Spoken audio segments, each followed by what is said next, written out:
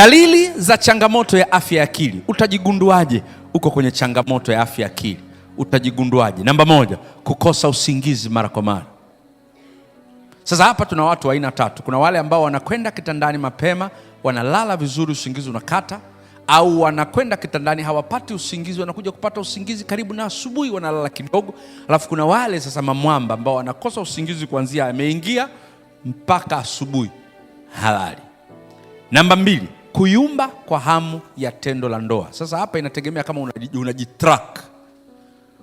Unaweza kujipima uwezo wako wa ushiriki wa tendo la ndoa, au unaenda hivyo hivyo kimeujiza tu.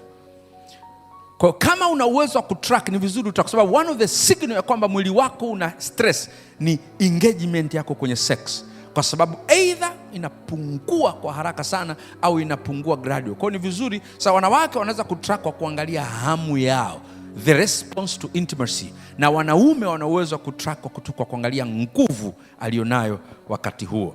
Lakini namba tatu, maumivu ya mara kwa mara ya vitu kama tumbo, kichwa, misuli na mifupa. Mara kwa mara ukianza kuumwa hivi vitu, mwili unakupa signal ya kwamba umebeba stress.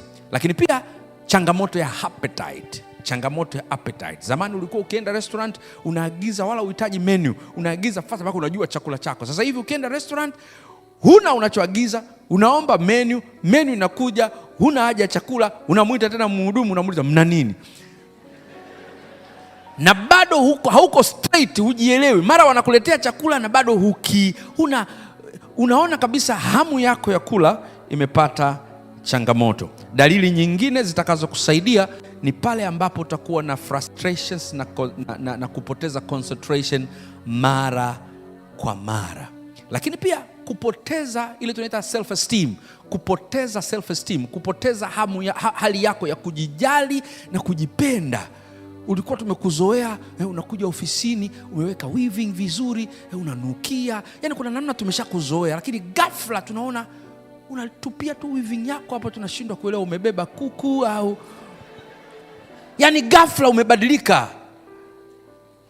Ukikaa ofisini, mtu alikuwa amezoea anakuja vizuri, ni mkaka vizuri, anavaa t-shirt yake, ghafla unashangaa amesahau laksi za mkanda, mara amesahau flies, mara amefunga kitambaa hivi, mara ndevu zina mchuzi. Ukianza kuona hivyo vitu, ni vizuri mumsaidie huyu mtu, kwa sababu signal ni kwamba mwili wake una changamoto ya afya ya akili. Mara nyingi sana mkimwacha huyo mtu, kuna possibility mnaweza mkashangaa mtu amejiua au amezidiwa na vitu kama hivyo.